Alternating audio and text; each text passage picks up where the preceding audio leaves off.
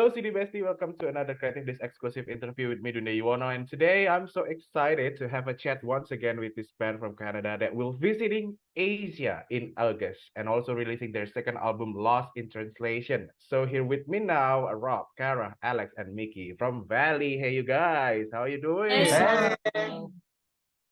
How are you guys doing? Are you guys Good, feeling well? Good. Just flew into New York City because we're doing a show tomorrow. So Ooh, so how's the tour going so far? so we finished our tour about a week ago, and now we're doing an album release show.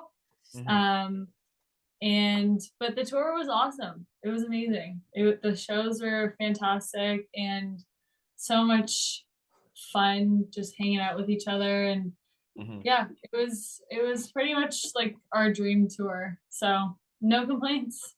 It was physically hard, it was mentally hard, but things that are amazing generally aren't easy. So yeah, I hope that you guys are always feeling well and have a blast during the tour. And I do have an excitement for you guys because you are gonna have some time in Asia on August and perform in Asia in August. And how do you feel about it? Is this your first time, right? If I'm not mistaken, to be in Asia. Yeah, we've been to Seoul before, but that was just one festival show. So this is our first time doing like our own like headline shows and stuff across Asia. So it's really exciting. It's been a long time coming. Okay, I can't wait to finally meet you in person in Singapore because you are sadly you are not having a show in Indonesia, but I do hope that we can meet in Singapore or something like that. So Of course. Yeah. I'm curious though, guys, because you are doing a tour a lot right now, right? And when you're touring, do you guys still have time to like write music, or you just savor the moment to live performances?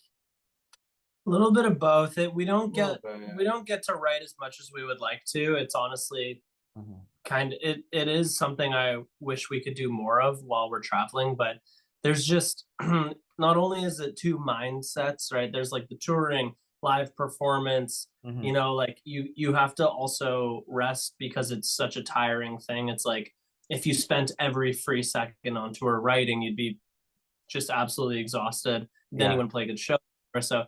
But I know when people get to a certain level, it's a little easier with just planning it and having a bus that's just a studio and etc. But we're always voice noting ideas and writing down random lyrics that come to our brain. So I think it's a lot of like collection, like you said, like savor the moment, but also like experiencing things to write about, you know what I mean?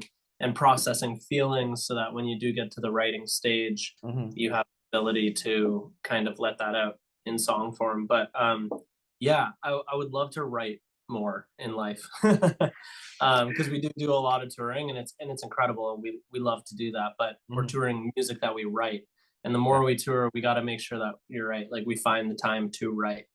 And you gather a lot of experiment and experience through the tour that it can inspire you to write another song, right? Exactly. Yeah. Exactly. Yeah.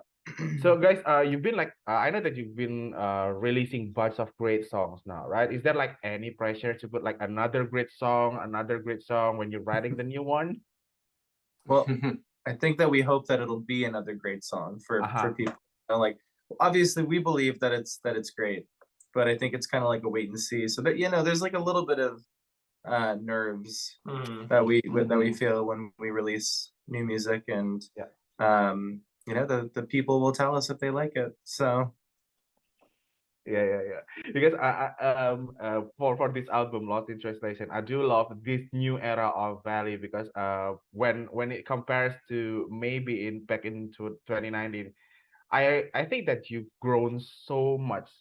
But what is in your point of view though? What is hugely changed between those time from maybe till now, Lost in Translation? What is hugely changed from you? I think we've just like honed in a little bit more of like just like our identity, I guess, a little bit. I think maybe it was very like much more like not, it was much more subconscious and like much more like carefree. I feel like we're a little bit more like particular over like you know, how we want things to sound Intentional, and yeah. intentional stuff like that. So you know, it's I've been saying like maybe we made when we were, you know, not the same people we are now, you know, like they're, you know, that's an album made at 19, 20 years old, and now we're 26, 27. So there's definitely just been a little bit of growth and stuff. So it's kind of developed our sound and developed kind of how we perceive, you know, music and then creating together and stuff. So, and yeah, you never know, like it all kind of comes back around, and there's a lot of, you know, the next album might be, you know, who knows, like shoegaze. I don't know. Like we're just we're gonna, you know, keep kind of pushing the envelope in different ways. And yeah, I think there's, you know, this is definitely our most like cohesive, structured record that we've done to date. So I think that's what changed, is just we, you know, we grew as people and have different tastes and different experiences and stuff. So basically, you've grown, the music growth as you've grown, right? Yeah, Yes, of course. absolutely. Yeah. Exactly. So, but I am a little bit curious, but this is maybe a random question though. How do you choose which song will be the ballad one or which song will be the upbeat one? Is there like any in the guts feeling, or just like become natural? Kind of just happens. It happens the day that we're writing, I think, depending on what vibe you're in, depending on what music you've been listening to recently, depending on like what you're going through in your life. I think it inspires things. Like we'll just walk in the room one day and we'll be like, I just feel like making an upbeat dance song, you know? And then other days you go into the studio and you muddle around on the piano for a second and you end up writing some really slow riff that inspires a melody or a lyric. And it kind of just, you don't really choose very often. It kind of chooses for you, and you just let the creativity flow and see where it takes you. Yeah. Wow. Yeah. Okay. The music speaks for itself, and decided what kind of music that you're gonna write, right? Okay. So the thing that I love about you guys, I adore how you consistently promoting the releasing of the song with the posting, the whole lyrics, picture or snippet of the song. Why do you guys think it's important to do such thing? I think it gives people something to look forward to, one, and two, I think, what's that? So it's a big album. Yeah, it's a long album. I think ideally, like, I think probably 10 years ago, the norm was you get an album, you sit with it, and then the band doesn't release something for another 2 to 5 years, literally. But I think in this day and age, things have changed a lot. And I think to expect people to consume an album on their own, which is what we want, obviously, as musicians, for our listeners to do, is like, hey, go lay on your carpet and stare at the ceiling and listen to our album like twice through. It's like, that's just not realistic. So I think giving people that do want to go listen to the album on a drive or staring at their ceiling, like, will do that. But I think there's also a whole other type of listener that like you have to cater to in terms of giving those people shorter pieces of the album to digest, because you can't always expect people to listen to the whole thing and hear every song, and we want every song to get the chance it deserves. So I think just letting go of like being so mysterious and like waiting till that exact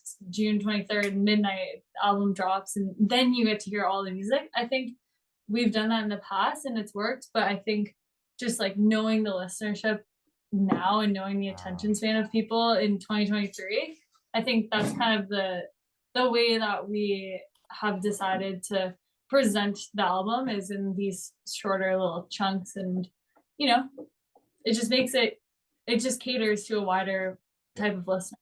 And it gets people hyped, I think, too. Yeah. That's what I feel as well, because when you guys posted a snippet or just lyrics itself, I was wondering, is it gonna be an upbeat song, or is it gonna be another ballad song from Valley? And Yeah. it keeps me Mhm. hyped when you post another post with the snippet of the song. I get so hyped about that. That's what I Love it. felt also with Lost in Translation. But speaking of the album Lost in Translation, is there like any big theme, or it just like encapsulate with the title Lost in Translation within the album? Mhm. Yeah, the title track came about kind of that was a song that we had for like a long time. So it kind of referenced a lot of like prior songs and things like that. So we kind of had the title of the title track for a long time, and then that kind of turned into us going, oh, what if we call the album that? For numerous reasons. And yeah, I mean, like I kind of mentioned earlier, like the record's kind of about kind of finding our identity, kind of losing a little bit of innocence, finding it again, figuring out what the band is, at 27 years old versus, when we first started. Kind of just yeah, again, the album poses more questions than answers. We don't really know. It's kind of just, it's a collection of songs of where we are right now, which deals with loss, love, the four pillars of the human experience. It's really us just kind of processing, kind of getting older, and still doing this thing.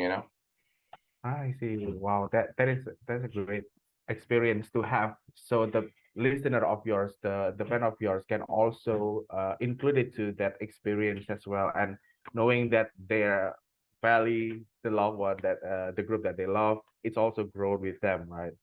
100%. Okay, so my last question. This is another random question. Of course, if you could like be the one who wrote any of hit song from any artist now, which song would it be and why?